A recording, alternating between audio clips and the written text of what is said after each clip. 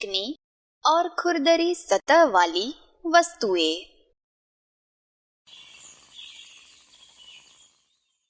दोस्तों, आज हम हमारे आसपास की चिकनी और खुरदरी सतह वाली वस्तुओं के बारे में जानेंगे। अरे अप्पू, तुम ये क्या कर रहे हो? देखो तो जग्गू, मेरे पास एक जैसी ही दो गेंदें हैं। इन्हें ऐसे लुढ़काने से इस लकड़ी की ढलान पर से गेंद जल्दी नीचे आती है। पर इस लकड़ी की ढलान पर से गेंद धीरे धीरे नीचे आती है। ऐसा क्यों हो रहा है? अरे अप्पू, तुम्हारी गेंदें तो एक जैसी है, पर इन लकड़ियों की ढलान एक जैसी नहीं है। मैं कुछ समझा नहीं। ये देखो, इस ढलान की सतह यानी सरफेस को देखो। जिन वस्तुओं की सतह चिकनी होती है, उन पर से हमारा हाथ आसानी से सरकता है। इन्हें हम स्मूथ सरफेस भी कहते हैं। अब इस ढलान को देखो, इसकी सतह खुरदरी है। आओ, इन्हें छूकर महसूस करो। इस पे तो मेरा हाथ सरक रहा है। इसकी सतह तो बहुत ही चिकनी है। हाँ अप्पू, कुछ वस्तु की सतह चिकनी होती है, तो हमारा हाथ उसके ऊपर आसानी से सरकता है। इसे स्मूथ सरफेस कहते हैं। चलो, अब इस ढलान को छूकर देखो। अरे, इसकी सतह तो बहुत ही खुरदरी है। हाँ, बिल्कुल सही। इस ढलान की खुरदरी सतह है, यानी कि यह एक रफ सरफेस है।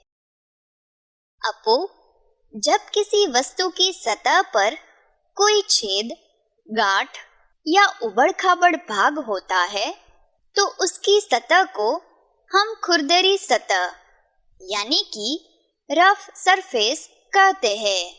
हमारा हाथ इन पर आसानी से नहीं सरक पाता। हाँ, अब मैं समझ गया। इस लकड़ी की ढलान पर से गेंद जल्दी लुढ़कती है, क्योंकि यह ढलान चिकनी सतह यानी स्मूथ सरफेस वाला है।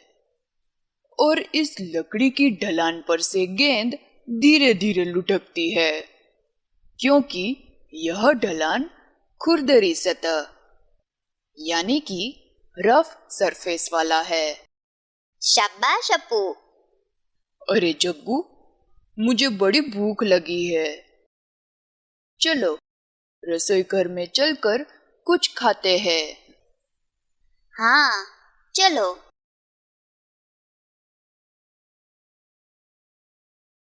अरे जग्गू, क्या खाने की चीजों की भी चिकनी या खुरदरी सतह होती है?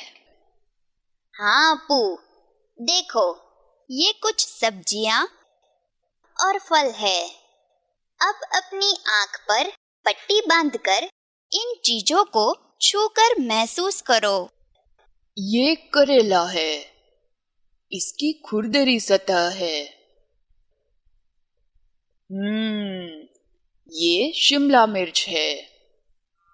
इसकी चिकनी सतह है। और ये लौकी है। इसकी भी चिकनी सतह है।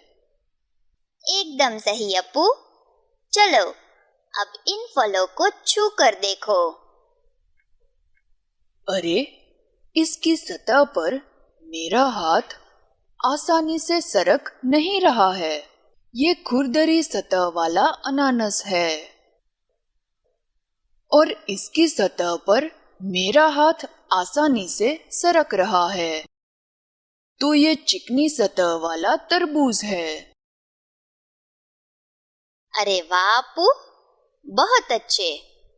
चलो अप्पू, अब मैं चलता हूँ। ठीक है, फिर मिलेंगे। बाय।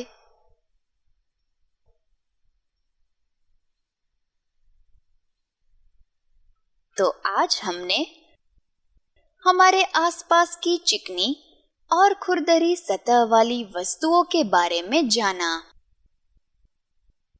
अगली वीडियो में हम हमारे आसपास की घुमावदार चीजों की विशेषताओं को समझेंगे। घूमना, लुढ़कना और खिसकना।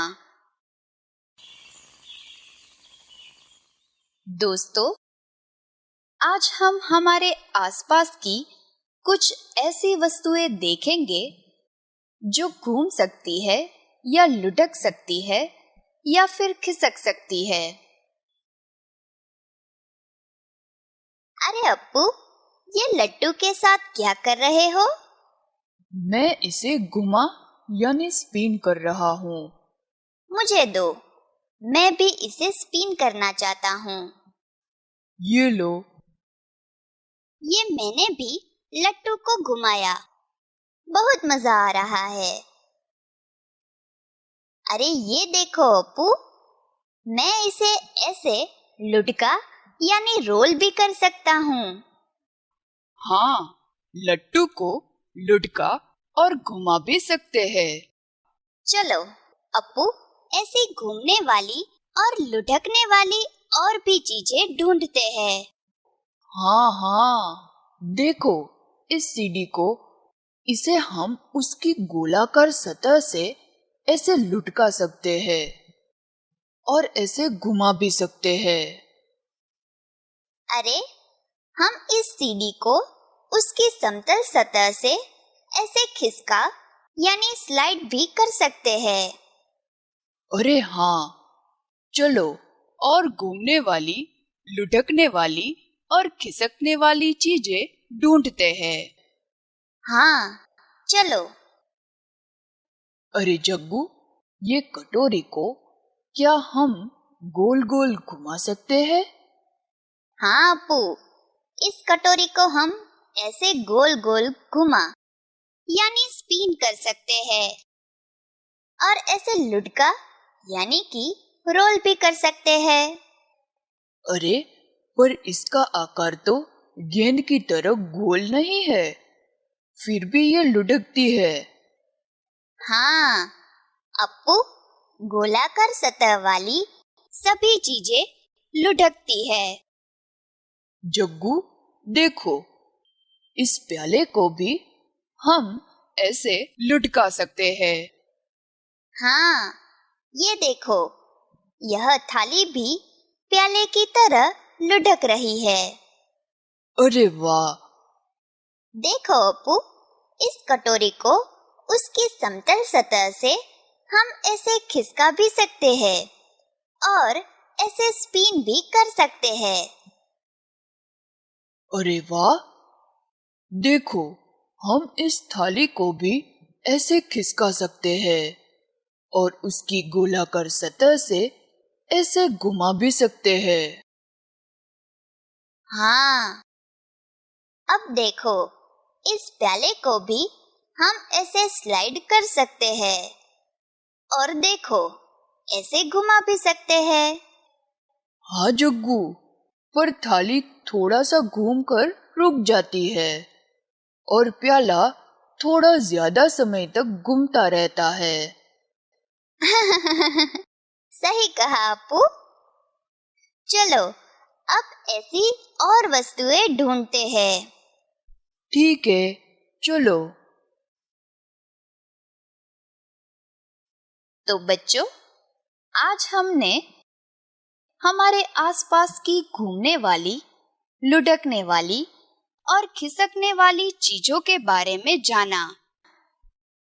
अगली वीडियो में हम मीनार बनाना सीखेंगे।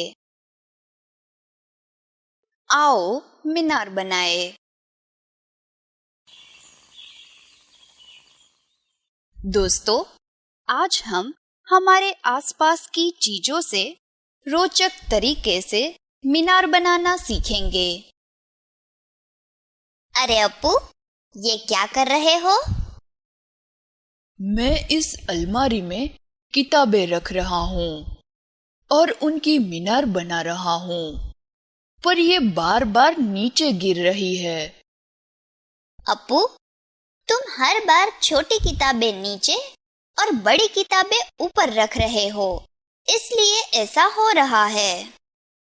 अगर तुम बड़ी किताबें नीचे रखोगे और उसके ऊपर छोटी किताबें रखोगे, तो ही सारी किताबों से बनी मीनार स्थिर रह पाएगी।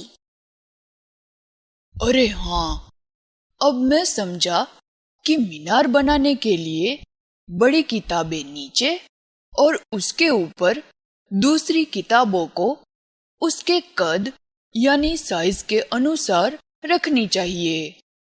हाँ, सबसे नीचे रखी बड़ी किताब से मीनार में स्थिरता, संतुलन और मजबूती आएगी। वह छोटी किताब का भार संभाल लेगी। वाह जग्गू, तुमने बहुत अच्छी जानकारी दी। चलो खेलते हैं। हाँ, इस बक्से में कुछ है। जग्गू, इसे खोलो। अरे, ये तो अलग अलग आकार की ठोस वस्तुएं हैं। क्या तुम इन ठोस आकारों के नाम बता सकते हो? हाँ, यह डिब्बा घनाभाकार यानी क्यूबॉइड के आकार का है। इसका आकार है घन यानी क्यूब जैसा। यह जोकर की टोपी जैसा शंकु आकार, ये बेलन आकार और ये गेंद की तरह गोलाकार। अरे वाह अप्पू, तुम्हें तो सब पता है। जग्गू, क्या तुम इन ठोस आकारों का उपयोग करके मीनार बना सकते हो? हाँ, देखो, ये बड़ी सतह वाला घनाभ सबसे नीचे, उसके ऊपर ये घन, उसके ऊपर बेलन आकार और सबसे ऊपर शंकु आकार की वस्तु को रखेंगे। अरे जग्गू, तुमने मीनार बनाने में गोलाकार वस्तु का उपयोग क्यों नहीं किया? क्योंकि गोलाकार की सतह घुमावदार होती है और इसे मीनार बनाने जाऊं तो वह स्थिर नहीं रह पाएगी। अरे वाह जग्गू, अब मैं भी बनाता हूँ। देखो, ये मैंने पहले घन रखा, उसके ऊपर बेलन आकार, उसके ऊपर शंकु आकार, उसके ऊपर ये घनाभ। अरे अरे, ये तो गिर गया। ऐसा क्यों हुआ? अरे अप्पू, तुम शंकु आकार की वस्तु के ऊपर कोई भी और आकार की वस्तु रखने जाओगे तो ऐसा ही होगा, क्योंकि इसकी टोच की छोर नुकीली है। मीनार बनाते वक्त ऐसे आकार की चीजों को हमेशा सबसे ऊपर ही रखना चाहिए। समझ गया मैं। फिर से बनाता हूँ। ये घनाभ सबसे नीचे, उसके ऊपर घन, उसके ऊपर ये बेलन आकार और उसके ऊपर ये शंकु आकार। लो, बन गई मीनार। अब मैं समझ गया कि गोलाकार चीजों के उपयोग से हम मीनार नहीं बना सकते और शंकु आकार की वस्तु को मीनार बनाते समय सबसे ऊपर ही रखना चाहिए। मजा आया। वाह अप्पू, तुम तो बहुत समझदार हो। चलो, अब मैं चलता हूँ। फिर मिलेंगे। Bye bye. बाय। तो बच्चों, आज हमने देखा कि कैसे जग्गू और अप्पू ने स्थिर मीनार बनाई। आप भी अपने आसपास की चीजों से इस तरह स्थिर मीनार बनाने की कोशिश कर सकते हो। अगली वीडियो में हम समूह में गिनती करना उदाहरण के द्वारा सीखेंगे।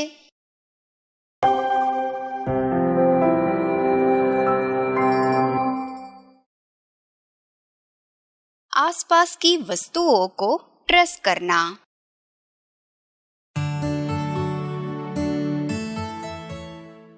हेलो दोस्तों, मैं हूँ मिस्टर हैंड। दोस्तों, क्या आपको कहानी सुनना पसंद है? हाँ, तो ध्यान से सुनो। एक था खरगोश। उसने अपने खेत में बहुत अच्छी गाजरें उगाई थी। एक दिन वह जंगल में अपने भाई राजा से मिलने गया, लेकिन जब वह वापस लौटा तो उसके खेत से सारी गाजरें गायब थी। यह देखकर वह तुरंत अपनी चालाक दोस्त लोमड़ी को बुला लाया। लोमड़ी ने बड़ी ही बारीकी से देखा तो उसे खरगोश के खेत में 2 तरह के पैरों के निशान दिखाई दिए। लोमड़ी ने उन पैरों के निशान को देखते ही खरगोश से कहा, देखो, तुम्हारे खेत में हिरन और घोड़ा ये दोनों आए थे। अरे, पर तुम्हें कैसे पता चला? जरा ध्यान से देखो, तुम्हारे खेत में पैरों के यह निशान हिरन के पैरों के निशान से और ये निशान घोड़े के पैरों के निशान से मिलते हैं। ओ, तो मेरे खेत से सारी गाजरें इन दोनों ने गायब की है। देखा दोस्तों, लोमड़ी ने पैरों के निशान पर से ही खरगोश के खेत में कौन घुसा था उसका पता लगा लिया। दोस्तों, हम भी हमारे आसपास की किसी भी वस्तुओं को ट्रेस करके उस वस्तु का पता लगा सकते हैं।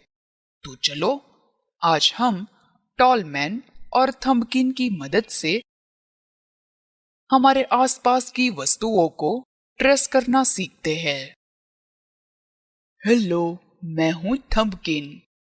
और मैं हूँ टॉलमैन। दोस्तों, आज हम हमारे आसपास की वस्तुओं को पेपर पर रखकर उन्हें पेंसिल से ट्रेस करेंगे।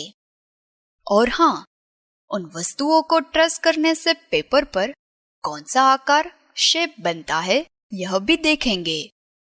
सबसे पहले हम इस शंकु आकार की बर्थडे केक को पेपर पर रखकर ट्रेस करेंगे। देखो, इस बर्थडे केक का आधार बेस वृत्त है, इसलिए इसे ट्रेस करने से वृत्त आकार सर्कल शेप बनता है। अब हम इस पासे डाइस को ट्रेस करेंगे। यहाँ इस पासे का आधार वर्ग है, इसलिए इसे पेपर पर रखकर ट्रेस करने से वर्ग आकार स्क्वायर शेप बनता है। चलो, अब देखते हैं कि इस पिरामिड आकार के खिलौने को ट्रेस करने से कौन सा आकार बनेगा। इस खिलौने का आधार त्रिभुज है, तो इसे ट्रेस करने से त्रिभुज आकार ट्रायंगल शेप बनेगा। दोस्तों, क्या आप अंदाजा लगाकर बता सकते हो कि इस पेंसिल बॉक्स को ट्रेस करने से कौन सा आकार बनेगा? चलो, हम इस पेंसिल बॉक्स को भी ट्रेस करके देखते हैं। पेंसिल बॉक्स का आधार आयत है, तो इसे पेपर पर ट्रेस करने से आयत आकार रेक्टेंगल शेप बनेगा। अब बताओ तो, इस आईने को ट्रेस करने से कौन सा आकार बनेगा? इस आईने का आधार अंडाकार है, इसलिए इसे पेपर पर रखकर ट्रेस करने से अंडाकार यानी लंबवृत्त ओवल शेप बनेगा। तो आज हमने हमारे आसपास की वस्तुओं को ट्रेस करके वृत्त, वर्ग, त्रिभुज, आयत और अंडाकार जैसे आकार बनाए। हाँ, तो दोस्तों, यह बात याद रखना कि हम जिन वस्तुओं को ट्रेस करते हैं उनके आधार के अनुसार ही आकार बनते हैं। मिलते हैं अगली वीडियो में। बाय। हेलो दोस्तों, देखा, किसी भी वस्तु को ट्रेस करने से उसके आधार जैसा ही आकार बनता है। तो आज हमने हमारे आसपास की वस्तुओं को ट्रेस करना सीखा। अगली वीडियो में हमारे आसपास की कुछ और वस्तुओं को ट्रेस करके उनसे बनते आकारों को समझेंगे।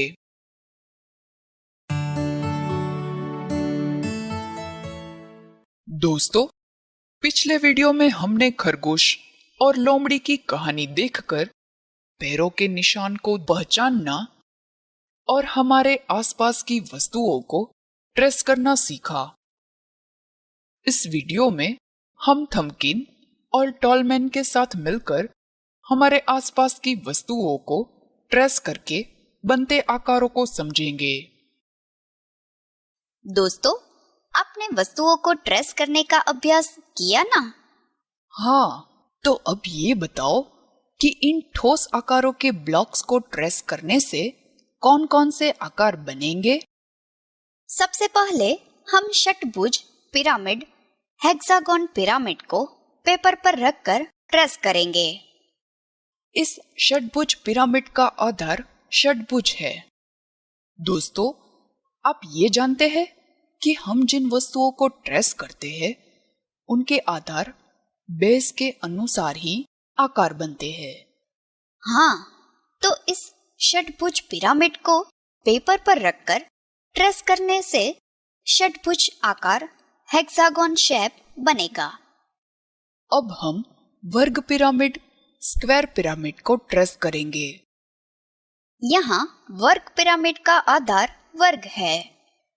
हाँ, तो इस पिरामिड को ट्रेस करने से वर्ग आकार, स्क्वायर शेप बनेगा। देखो, ये है बेलन आकार, सिलेंडर शेप। बेलन आकार का आधार वृत्त है, इसलिए बेलन आकार को ट्रेस करने से वृत्त आकार, सर्कल शेप बनेगा। हाँ, तो इन ठोस आकारों को ट्रेस करने से उनके आधार के अनुसार षटभुज, वर्ग और वृत्त आकार बनेंगे। चलो अब दूसरा उदाहरण देखते हैं। देखो, इस कटोरी और गिलास को सीधा और उल्टा रखकर ट्रेस करने से कौन कौन से आकार बनेंगे? कटोरी और गिलास को ऐसे सीधा रखकर देखते हैं तो उनके आधार वृत्त है। हाँ, तो कटोरी और गिलास को सीधा रखकर ट्रेस करने से वृत्त आकार बनेंगे। अब कटोरी और गिलास को ऐसे उल्टा रखकर देखते हैं तो कटोरी का आधार वर्ग है और गिलास का आधार वृत्त है। कटोरी को उल्टा रखकर ट्रेस करने से वर्ग आकार बनेगा और गिलास को उल्टा रखकर ट्रेस करने से वृत्त आकार बनेगा। सही है, तो कटोरी को सीधा रखकर ट्रेस करने से वृत्त आकार और उल्टा रखकर ट्रेस करने से वर्ग आकार बनता है। और गिलास को सीधा रखकर ट्रेस करने से छोटा वृत्त आकार और उल्टा रखकर ट्रेस करने से बड़ा वृत्त आकार बनता है। दोस्तों, इस वीडियो में हमने हमारे आसपास की वस्तुओं को ट्रेस करने से बनते आकारों को समझा। अगले वीडियो में हम थम्बकिन और टॉलमैन की मदद से ट्रेसिंग से जुड़ी दिलचस्प बातें समझेंगे।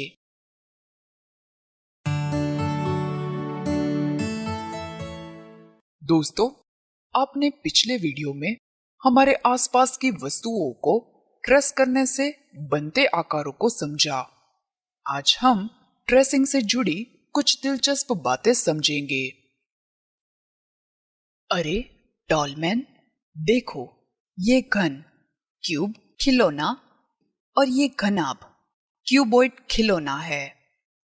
चलो अब ये बताओ कि घन और घनाभ खिलौनों को ट्रेस करने से कौन से आकार बनेंगे?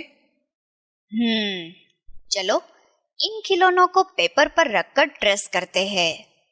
इस घन खिलौने को पेपर पर रखकर ट्रेस करते हैं तो ऐसे वर्ग आकार, स्क्वायर शेप बनता है और इस घनाभ खिलौने को ऐसे पेपर पर रखकर ट्रेस करने पर भी वर्ग आकार ही बनता है। अरे, पर इन दोनों खिलौनों को ट्रेस करने से वर्ग आकार ही क्यों बने? क्योंकि यहाँ इन दोनों खिलौनों का आधार वर्ग है और हमने दोनों खिलौनों को उनके आधार वर्ग से ही ट्रेस किया है। हाँ, समझ गया। चलो अब हम इन दोनों खिलौनों के आधार को बदलकर उन्हें ऐसे रखते हैं। तो बताओ कि अब इन दोनों खिलौनों को ट्रेस करने से कौन से आकार बनेंगे? इस घन खिलौने को पेपर पर रखकर ट्रेस करने से ऐसा वर्ग आकार बनेगा और इस घनाभ खिलौने को पेपर पर रखकर ट्रेस करने से ऐसा बड़ा वर्ग आकार बनेगा। अरे टॉलमैन, इस घन खिलौने को ट्रेस करने से वर्ग आकार बनता है, लेकिन इस घनाभ खिलौने को ट्रेस करने से बनने वाले आकार को बड़ा वर्ग आकार नहीं पर आयत आकार कहते हैं। अरे, पर इस वर्ग और आयत आकार को कैसे पहचानेंगे? ध्यान से देखो, इस आकार में चारों भुजाओं के माप एक समान है, इसलिए इसे वर्ग आकार कहते हैं। और आयत आकार? ये है आयत आकार। आयत आकार में आमने सामने की भुजाओं के माप ही एक समान होते हैं। हाँ, अब मैं ये अच्छे से समझ गया कि इस घनाभ खिलौने को ट्रेस करने से बनने वाला आकार बड़ा वर्ग नहीं पर आयत आकार है। हाँ, तो टॉलमैन याद रखना कि घन आकार की वस्तुओं को कैसे भी रखकर ट्रेस करने से उससे बनते आकार हमेशा वर्ग आकार ही होते हैं, और घनाभ आकार की वस्तुओं को ट्रेस करने से बनते आकार वर्ग आकार या आयत आकार हो सकते हैं। हाँ, तो दोस्तों, आज हमने इस वीडियो में हमारे आसपास की वर्ग और आयत आकार की वस्तुओं से जुड़ी कुछ दिलचस्प बातें सीखी। दोस्तों, अब तो आप वर्ग और आयत आकार को अच्छे से पहचान पाओगे, है ना? हाँ, बहुत अच्छे। दोस्तों, अगले वीडियो में हम हमारे आसपास की वस्तुओं को ट्रेस करने से बनते विभिन्न आकारों को पहचानना सीखेंगे।